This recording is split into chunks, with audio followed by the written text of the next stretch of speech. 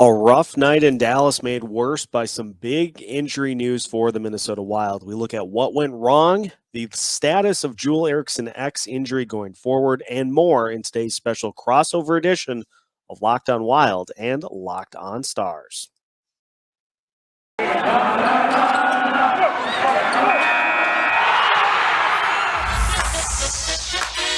You're Locked on Wild, your daily podcast on the Minnesota Wild, part of the Locked On Podcast Network, your team every day.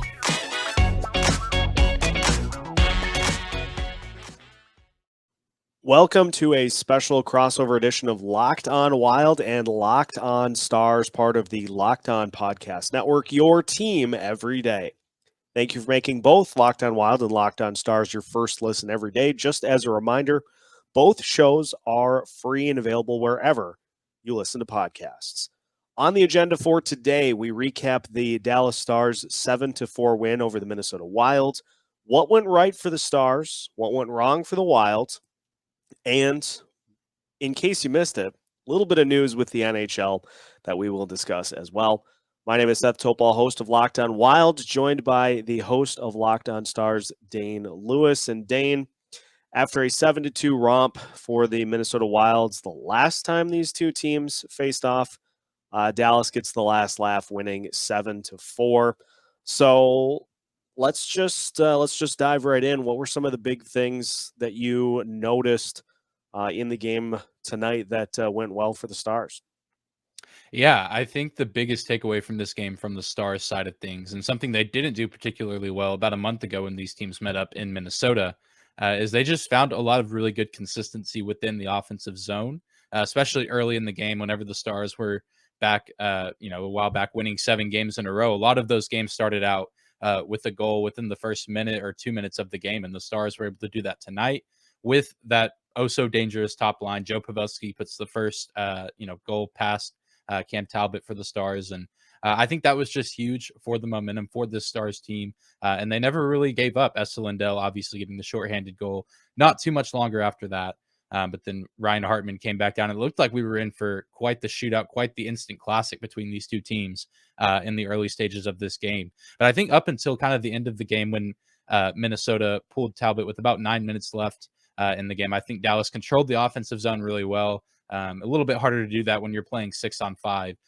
But I don't think I'd ever seen a goalie get pulled that early into the third period. But I think that was the smart move by Minnesota. I mean, down 3 goals, trying to get off a losing streak of their own. And, with just all the frustrating schedule inconsistencies that the team has had. I think that they really challenged the Stars, but thankfully the Stars were able to hold together and kind of stand their ground. And Jamie Benn getting the dagger in the empty net eventually. It took a little bit of time, but I really liked what I saw offensively from the Stars tonight. A nice change of pace against what we saw back when they lost 5 straight last week. And the thing that I noticed, kind of flipping it to what I observed about the Stars, is from a goaltending perspective. I mean, people will look at the box score and say 4 goals. That's not it's not the best, but at the same time, the Wild have had a handful of those games so far this year where you don't necessarily need your goalie to be on their A game. You just need them to make some of the big saves throughout the course of the game. And the Stars did what they needed to do. Obviously, when your offense gets out to that early push 2-1, and then it got tied up at 2-2, then 3-2, and from there they never looked back. Very much a Wild script for how they've won a lot of games so far this year. Yeah, certainly. And not to take too much credit away from the Wild, because some of those goals were really nice and well played, especially the Kaprizov one. But Jake Guttinger, as you mentioned, giving up 4 goals, and definitely nothing to scoff at from an offensive side, I think, on an average night. And some of those goals, Minnesota just made really good plays on some kind of broken, wild puck type situations. I think even that Fiala goal in the third period was kind of the same idea. The puck got a little bit loose, but, the Wild were just in a good position to make a nice play. But I didn't hate what I saw from Ottinger, but definitely not his best performance. But I'm sure that he and the team are glad to get the win. But I mean, and I think that's just one of the strengths of this Wild team is, they can just strike so quickly.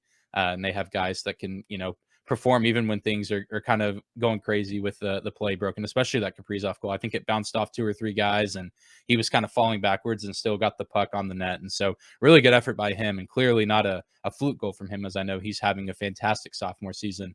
But overall, liked what I saw from Ottinger, and did a pretty good job overall against a team in Minnesota that can, could have easily put up 7 goals in this game as well. And they did put up 7 goals against the Stars last time they met up. Quite a bit of physicality in this one tonight. There were a couple of different fights, and I don't know if that's just a result of the last time that these two teams matched up, or where the Wild are at with having had a handful of games postponed here within the last 2 weeks. But it's something that I think we missed out on so much last year with some of those good Central Division rivalries, and Wild Stars is obviously tied together from the history of the team. And so, you don't like to see like the fighting kind of impact the game, but at the same time, I don't mind seeing a little bit of a little bit of a chippiness, physicality between these two teams. It's just nice to have those Central Division rivalries back. Yeah, it's been really nice to see. A lot of the games that the Stars have played against Central Division opponents have had a little bit of that chippiness to them. Maybe outside of Arizona, as they're still kind of getting acquainted to the division, but still, even those games for Dallas were physical and kind of really close games. Some of the more tighter margins as far as the final score goes. But yeah, I know Jamie Benn had to get held back by his brother at one point after a little altercation. He got sent to the penalty box. So yeah, as much as you don't want to see too many fights in the game, I think it's always good for the game to fuel a little bit within the players, just when there's kind of that physical edge and a little bit of confrontation involved. Especially, like you said, these teams missed each other last season, didn't play each other at all, so it had been a while since they'd been together. And I think that first game had a little bit of physicality to it, but then it got out of hand about the midway point of that first meeting, and so it lost a little bit of its touch. But this game was a little bit closer for a little bit longer, so it had a little bit more edge to it. If you had to anoint a player of the game for the Stars for the win, who would you go with? Yeah, that's a tough one. I want to almost give it either Tyler Seguin or Miro Heiskanen. I think I'll give it to Tyler just because he's been under so much fire recently, and rightfully so. He hasn't been playing very well. But I think, he had 1 goal tonight, obviously. And overall, I think played a really good game. Had some other really nice looks at the net throughout the game. Miro Heiskanen hadn't scored a goal in a while either. Still been involved with the Stars team, kind of coming off a non-COVID related illness. But nice to see him get back in the scoring column as well as far as a goal. But I think Tyler Seguin, and that's why I have his jersey up behind me if you're watching the video version. Nice to see 91 get back on track. And hopefully we'll see that more from him after this kind of Christmas holiday break that's now extended. And maybe we'll see 91 take back a little bit more of his former self as the season continues to go on, because the Stars desperately need him and several other guys to step up if they're going to continue to try to make up some ground in this division. For sure, and we'll talk kind of about the current state of the NHL a little bit at the end of the show today. But we are going to flip to some of the things that went wrong for the Wild. Obviously, on the Wild front, a big injury in tonight's game that is not looking good for Joel Eriksson Ek. So we'll talk about that and some of the other things that went wrong for the Wild when we continue today's crossover edition of Locked On Wild and Locked On Stars after this. You listen to podcasts for the power of the inside track. You switch to Boost Mobile for the power of saving money. Because with Boost, you get the power of a free 5G phone so you can listen to the latest episodes and keep up with your favorite players and teams. The power of 3 unlimited data lines for $30 a month per line so your family can share all the insights. And the power of one of America's largest 5G networks so you can do it all at the speed of 5G. With all that money you'll save and all that edge you'll gain, just how powerful will you become? Switch to Boost Mobile and find out. Get a free Samsung Galaxy A32 5G when you switch to one of America's largest 5G networks. More power to save, Boost Mobile.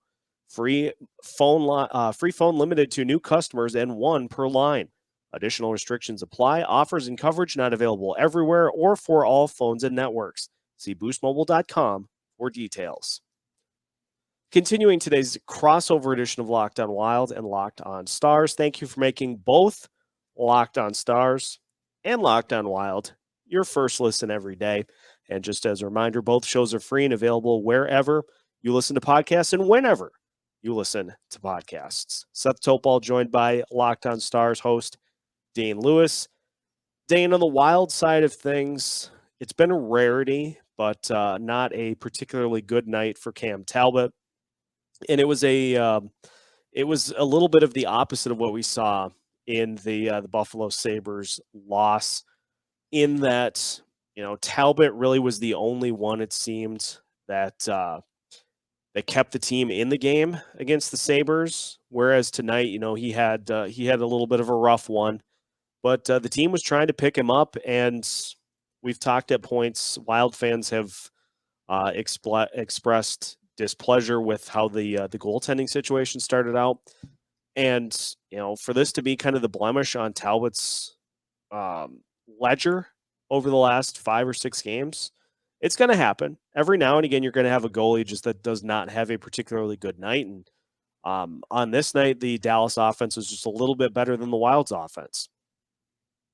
Yeah, and I think it's so interesting because I think both teams were led by their top lines, and I know we've talked a little bit about it on Twitter about which team had the best top line, and I think right now it's the Stars had their moments, but the Wild had their moments as well.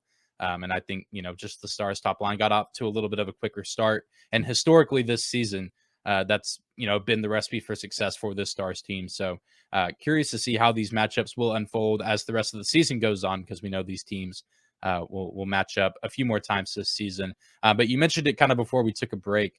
What have you heard or seen post game regarding Joel Eriksson Ek? Obviously, like you said, in a sling, looking like he might be out for a little bit of time over the coming days. So, what have you seen or heard regarding his status?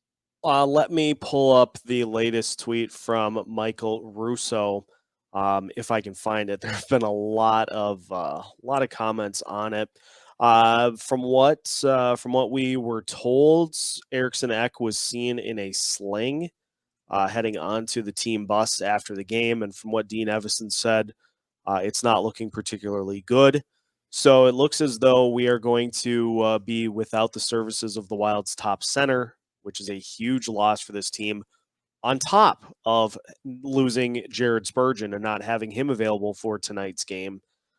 So obviously that's just a massive loss for this team. As for how they will fill that spot on the roster, it remains to be seen.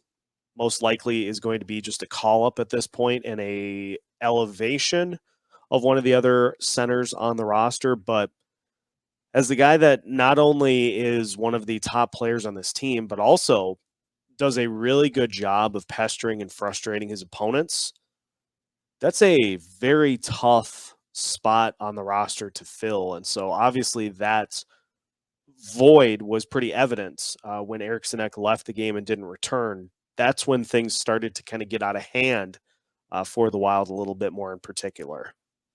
Yeah, and it just seemed like that was maybe kind of the straw that broke the camel's back for this Wild team, as they've been through so much just with scheduling, and obviously the whole NHL now is kind of in that realm. How much do you think that this loss is attributed to the scheduling conflicts rather than maybe the Stars, I guess, outplaying, you could say, the Wild? How much do you think that the scheduling makes an impact on the outcome of this game?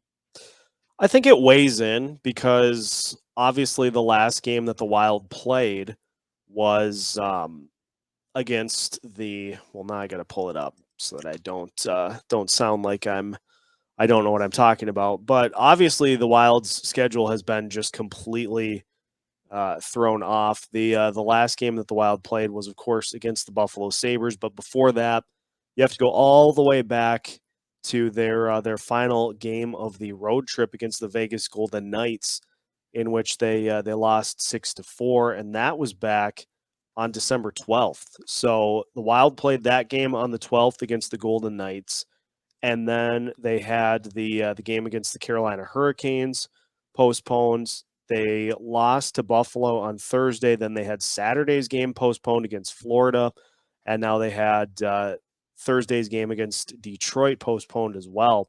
So I'd like to give credit to Dallas, because I think they came out and they played better to start the game, and obviously that is a huge factor into why the Wild lost. But it's hard to ask a team, I think, to play a game, to get ready for a game, have it postponed, then play another game, then have the game after that postponed. And it's too much start and stop, I think. And, I'm not going to attempt to blame the NHL for announcing the full stop of the season until after Christmas. Seems a little odd to do it during the only game on the schedule. And again, I'm not trying to suggest that factored in, but it's just one of the prices you pay, I guess, for being one of the only teams not dealing with COVID-19, is that if you're playing a bunch of teams that are dealing with it and those games get postponed, then you're not playing either. So it's one of those just bad situations, and it's just the unfortunate part of where the schedule's at right now is that it seems like every time the Wild try to play a game, it ends up getting postponed.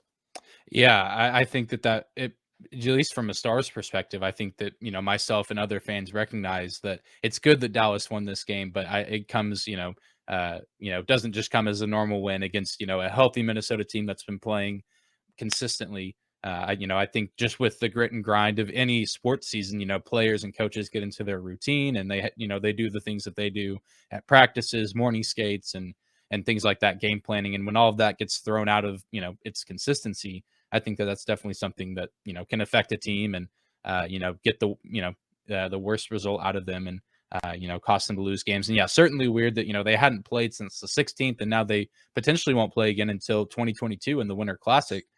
Who knows if that Winnipeg game scheduled for the 27th is going to get to be played then. I can't imagine that it will, but I guess you never know. But certainly something to factor in for the Stars, which nice that they were able to capitalize on that. But of course, difficult for the Minnesota Wild, their team, their fans, their personnel, just, makes it so difficult. And I don't know how the Stars have avoided COVID troubles. They've had several guys that have been sick with non-COVID related illnesses. But as far as I know, at the time of recording this, no positive tests within the team and the organization. So I don't know how that happens and how so many other teams are just ridden with COVID. I guess that's just the nature of the beast sometimes. But yeah, there was a moment, throughout the day today and Monday in preparation for the game where I was like, maybe something will pop up for either team and we'll see a cancellation. But yeah, also very odd, like you said, for the NHL to announce the cancellation in the middle of this game, in the middle of the second period. Just felt super odd, super off to me as well. Yeah, and I mean, to take a positive from this game, I mean, this is one that I'm gonna pretty heavily suggest just gets flushed from the memory banks. But Kevin Fiala, 2 goals tonight. It was good to see him get going. It's been a struggle for Fiala, and not a lot of that is necessarily his fault with the line mates that he's been put on and the spot in the lineup that he's been put for most of the season. But it was really good to see him get back into the swing of things with a couple of goals. Could nearly have had a third. And the last time he scored, went on the show and tried to hype up, hopefully, him kind of getting to that run that we know he's capable of. And so now I'm going to do it again, and hoping that that this is the first couple of a long line of goals for Fiala to kind of get back to where he should be scoring wise. But I guess we'll see. Yeah, he was definitely giving the Stars some fits tonight. Even moments where he wasn't scoring, just about any time he had the puck, he made me nervous watching the game. Certainly a very gifted player on a very gifted lineup that, still, Kirill Kaprizov, like I said, nice goal. Ryan Hartman, nice goal for the Star or for the Wild against the Stars, and just not the outcome that Minnesota was looking for. But maybe we'll get to see both these teams match up, and later on in this season with healthy rosters and with a little bit more consistency in the schedule. Yeah, I agree fully. So Kevin Fiala, I think, would be my player of the game for tonight. Let's look at we talked a little bit about it, but let's look at kind of where things are at with the NHL and when we can start to look at potentially having games back on the schedule. We'll finish up today's crossover episode of Locked On Wild and Locked On Stars after this. Today's episode of Locked on Stars and Locked on Wild is brought to you by betonline.ag. BetOnline has you covered all season with more props, odds, and lines than ever before as football season continues to march towards the playoffs. BetOnline remains your number one spot for all the sports action this season. Head to the new, updated desktop or mobile website to sign up today and receive your 50% welcome bonus on your first deposit. Just use our promo code Locked On to receive your bonus. From basketball, football, NHL, boxing, and UFC, right down to your favorite Vegas casino games, don't wait to take advantage of all the amazing offers available for the 2021 season. BetOnline is the fastest and easiest way to bet all of your favorite sports. BetOnline, where the game starts. Final segment of today's episode of Locked on Wild and Locked on Stars. Thank you for making both shows your first listen every day. And Dane, obviously, as we talked about, it was announced during the game that the entirety of the NHL has been put on a little bit of a pause until after Christmas. There was a break in there already, but from the sounds of it, things will be put on a little bit of a hold here, and then they will reassess and try to get the schedule back in order. After that, I mean, it's the right call. I'm not going to argue that one bit because of where things are at with multiple teams having been fully shut down, and the fact that the two teams that squared off here tonight were two of the last few standing without any COVID-19 issues.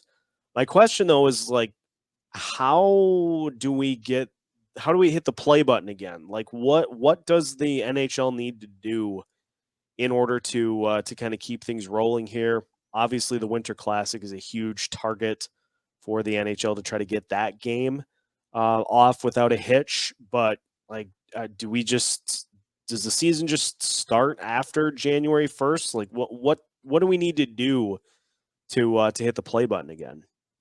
Yeah, I totally agree. As frustrating as it is to see this pause, just because of how exciting this season has been, I think it's the right decision in terms of looking to get the season back to normal. My only concern, and I know several other people have mentioned it too, is what they're going to do with these games that have been postponed. There's talks of maybe during that February stretch with the Olympics of trying to get games redone then, but also many people have brought up that the owners of those arenas where teams play weren't just going to let their buildings sit empty and quiet for 2 weeks. They were going to have concerts or, some kind of event in those buildings. And so I'm curious to see what the NHL's course of action is for getting these games that have been postponed to be rescheduled, because a lot of these games are, at least I know the Stars have a game that was canceled on Wednesday against another divisional opponent in the Jets, as well as on Thursday against the Blackhawks. So these are super important games for the Stars, and I know several other teams as well looking, to play key divisional games or games against some other, top talent in the NHL.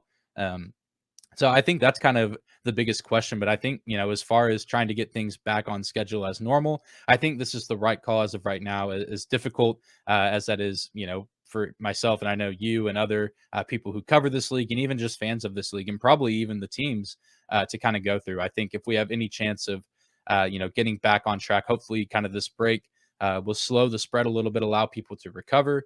And I know, that there's several players. I know I talked about on the show the other day that several players have already gotten their vaccination boosters. And so I know the players, and it seems team personnel are doing all that they can do in order to, get back to normal here with the schedule. And so it's just kind of a matter of how the NHL front office wants to kind of see things play out. Yeah, and it brings up the other big ticket item that has not yet been announced, but it seems like it's certainly trending towards not happening. That, of course, being the Olympics. And I don't know when we'll get the definitive official word that that the NHL is not sending players to the Olympics, but I gotta feel like with this announcement that announcement is going to be coming relatively soon. Yeah, I agree. I feel like, by the time this comes out on Tuesday, there's a good chance that there could have already been an announcement made. Maybe the NHL wanted to hold off after dropping their other news in the middle of the only NHL game on the schedule to bum everybody out that was watching it. So maybe, by the time that this is out, people are hearing this, there's already been an announcement made. But yeah, I totally agree that it kind of feels like a win rather than an if at this point. Just looking at the schedule for both teams, obviously the Winter Classic is circled on the calendar several times in permanent marker. That game is going to happen for sure. I can't speak to whether or not the Wild will play Winnipeg because travel to Canada has been shut down by the NHL for now. So it's very possible in previewing tonight's game. I put the episode title as One Final Tune-Up for the Winter Classic. It's very possible that that ends up being the final game that the Wild play before the new year, which would be just crazy. And, that's just kind of where we're at this point.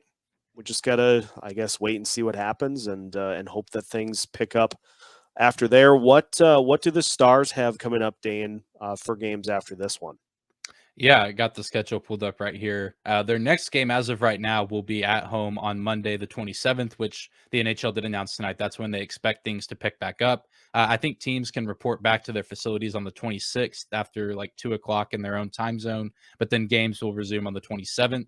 And Dallas keeps the divisional games going. They've started on the 14th, played St. Louis. And I mean, I think to close out this month, they have Nashville at home on the 27th, and then a trip to Colorado on the 29th, and then back home on the 31st on New Year's Eve for another date with the Avalanche. And so some big games for Dallas coming up. Like I said, a lot of big divisional games, and hopefully, these won't get postponed because these are huge, huge games as far as the implications of standings go and, who's going to fall where. Cause after, Monday night's win, I think Dallas is only like 2 or 3 points behind Winnipeg, and Colorado's not too far behind, too far above them. And Nashville, surprising a lot of people this season. I think they're second in the division right now.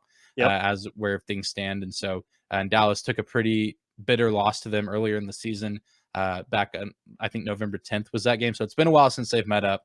But Nashville and Dallas, I would say, the Predators are probably the Stars' biggest rivals, and I think many people would say that. So always exciting to watch those teams get together. So fans can only hope that we're going to get to see that one play out.